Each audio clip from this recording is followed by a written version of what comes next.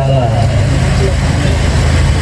Kita tidak perlu kecewa, tidak perlu bersedih hati untuk aksi kali ini. Memang mengalami sampai 3 kali.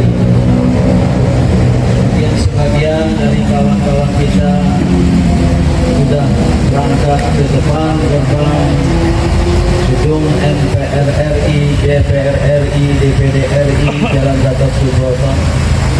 Jadi banyak yang menghubungi saya.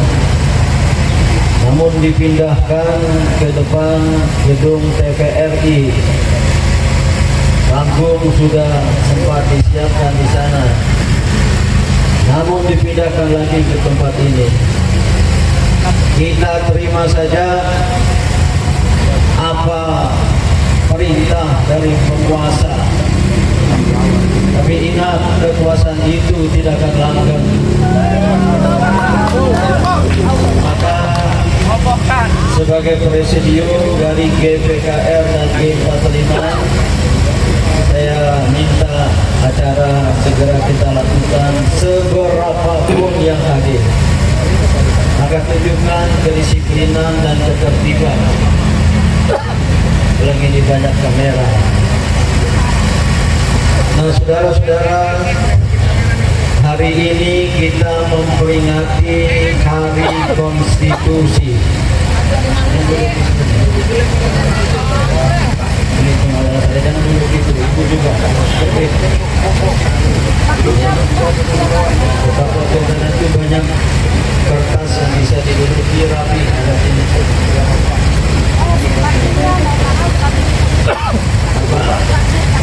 Ya, hadap sini peserta. Dalam perjuangan harus tertib dan berdisiplin. Mas, hadap sini, bacanya hadap sini. Hadap ke depan.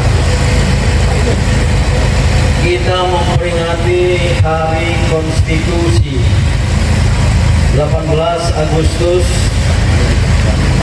yang merupakan Hari Konstitusi kala sejumlah pendiri bangsa dari berbagai agama, dari berbagai golongan berapat dan memutuskan Undang-Undang Dasar 1945 yang tadi pembukaannya dibacakan. Di dalamnya ada Pancasila. Oleh karena itu, saya ingin menyilakan beberapa tokoh yang hadir dari 3 organisasi GPKR, G45, dan FPDR. GPKR adalah Gerakan Penegak Kedaulatan Rakyat. G45 adalah gerakan kembali ke Undang-Undang Dasar 1945 yang asli, yang disepakati oleh para pendiri bangsa dengan adendum tentu tentang masa jabatan presiden hanya maksimum 2 kali. Kemudian ada FPDR, Front Penegakan Daulat Rakyat. Ketiga aliansi ini sebenarnya mempunyai pendukung berbagai elemen, organisasi, dan juga elemen-elemen lembaga-lembaga masyarakat. Maka izinkan saya mengundang pertama yang mewakili GPKR. Di sini ada Dr. Paulus, yang beliau adalah tokoh Katolik, seorang dokter yang ikut menggugat undang-undang tentang kesehatan. Pak Paulus nanti ya, biar FPDR juga.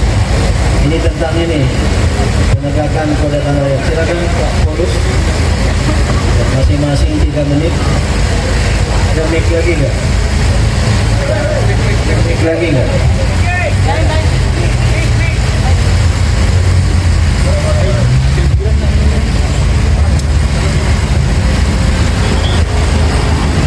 Terima kasih Pak Dir. saya Paulus Senior sebagai Presidium GPKR Gerakan Penegak Kedaulatan Rakyat. Pada hari ini saya bicara dengan penuh keprihatinan terhadap penyelewengan konstitusi. Dan pada peringatan Hari Konstitusi ini kita memperingati tegaknya konstitusi, namun kita menyaksikan hari ini masih terjadi penyelewengan terhadap konstitusi.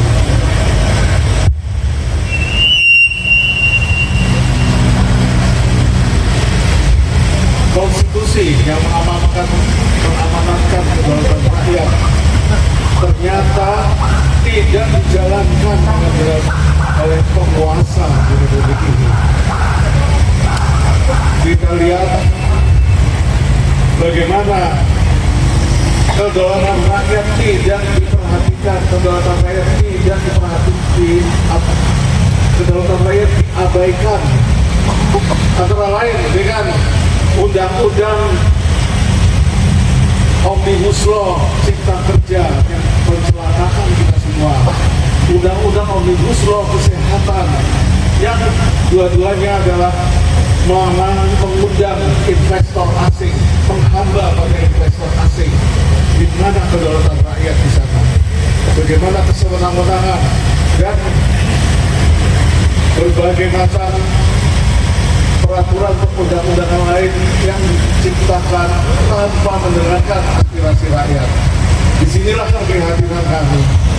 Lalu juga kalau kita lihat ketika para bapak bangsa, para pendiri bangsa mencanangkan UUD 45, di situ tertulis negara berdasarkan hukum dan bukan kekuasaan semata.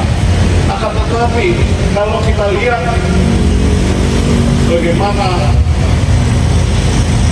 sekarang ini kekuasaan ternyata yang mengendalikan hukum, bagaimana hukum diobrak-abrik oleh kekuasaan, dan terciptalah pemilu curang yang melanggar konstitusi dan juga melanggar kedaulatan rakyat. Pemilu curang yang menghasilkan anak haram konstitusi yang sekarang kemungkinan akan menjadi pimpinan kita. Apakah kita rela dipimpin oleh anak haram konstitusi? Ya, inilah. Dan kita lihat ini semua, siapa yang bertanggung jawab terhadap pelanggaran konstitusi yang sekarang terjadi? Tidak lain adalah Jokowi dan dinastinya. Karena itu kita harus tegakkan keadilan, kita tegakkan konstitusi, dan kita lawan semua pelanggaran konstitusi. Mengapa demikian? Karena fungsi konstitusi adalah melindungi rakyat dari kesewenang-wenangan. Apabila konstitusi dilanggar, apabila konstitusi dijalankan, berarti kesewenang-wenangan itulah yang akan berlaku di Republik ini. Dan inilah keprihatinan kita. Jadi akhirnya saya mengajak kita semua, mengajak para hadirin, mengajak seluruh rakyat Indonesia bangkit dan bergeraklah lawan penyelewengan terhadap konstitusi. Sekian, terima kasih. Terima kasih Dr. Paulus mewakili Presidium GPKR. Selanjutnya seorang lagi saya minta atas nama GPKR, Habib Sayyidi Asyatri, 2-3 menit. Mewakili Presidium Gerakan Penegak Kedaulatan Rakyat.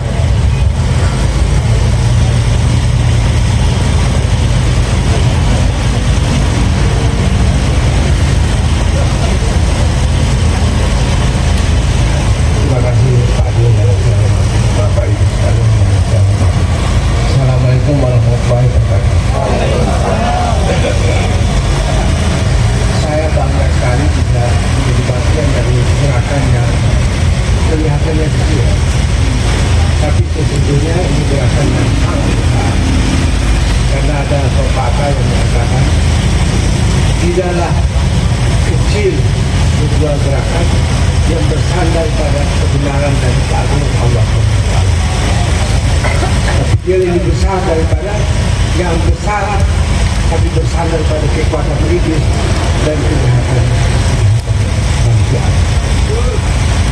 Jadi sebenarnya kita ini sangat besar. Saya pernah rasa terharu mendengarkan petikan Allahu Akbar sebagaimana kalian dilakukan. Jadi kebenaran itu sangat pembahanan. Bukan saja di tempat ini, tapi pembahanan dalam sistem Indonesia. Orang lupa bahwa ketika kita membangun hubungan yang kebenaran, maka kita terkoneksi dengan seluruh yang lepasnya.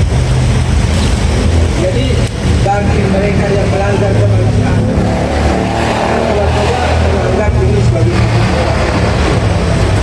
kita besar dan sangat besar, tidak akan mengalahkan dan mendengar kekerasan mereka. Sebenarnya akhir-akhir kita dengar ada yang mau membangun peradaban. Sebenarnya bukan peradaban yang dibangun, tapi yang dibangun adalah jalan kebiadaban. Sama sekali bukan peradaban. Peradaban apa dibangun di atas pengingkaran terhadap hak asasi manusia. Peradaban apa yang dibangun di atas kebohongan dan penipuan terhadap rakyat yang mestinya menjadi. Jadi sebenarnya mereka sedang membangun kebiadaban. Dan kebiadaban itu pasti akan hancur. Dan mudah-mudahan kita menjadi bagian yang menyaksikan kehancuran ini. Tidak lama lagi kita akan menyaksikan kehancuran ini. Ada satu ungkapan dari seorang tokoh nasihatnya saya. Ketika kepimpinan zalim ini sedang berkuasa dan sedang menari-nari di atas kebiadabannya, kemudian dia katakan, perhatikan saja ayam itu kalau disembelih mau mati biasanya bergerak. Jadi mungkin ini bagian dari penggeleparan sebelum nanti mati. Jadi kita lihat bahwa terlalu banyak sekali pelanggaran, sehingga tidak bisa lagi saya uraikan satu persatu. Terlalu banyak lah di internet, di mana-mana, sosial terlalu.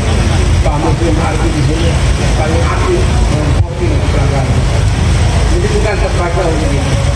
Saya kira yang saya mau sampaikan hari ini